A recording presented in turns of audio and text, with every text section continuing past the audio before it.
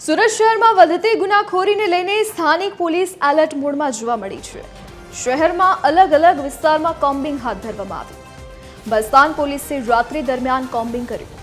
ભસ્તાન આવાસ અને ઇન્ડસ્ટ્રી વિસ્તારમાં કોમ્બિંગ કર્યું।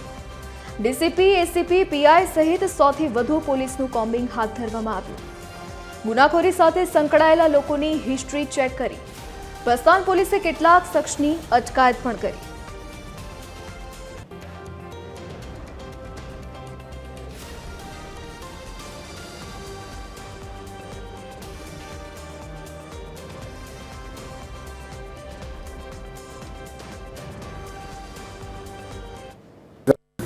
शहर में शांति डहोळता असामाजिक तत्वों तेमज कायदा विरुद्धनी प्रवृत्ति करता तत्वों ने कब्जे करवा तेमने कानूनना मार्गे कंट्रोल करवा माटे तथा लॉ एंड ऑर्डर नी परिस्थिति जळवाई रहे ते प्रकारनी कामगीरी करवा माटे आज रोज भेस्तान पुलिस स्टेशन के जे डिविजन तथा झोन 6 हेठळ आवेल छे त्यां कोम्बिंगनुं आयोजन करवामां आवेल छे।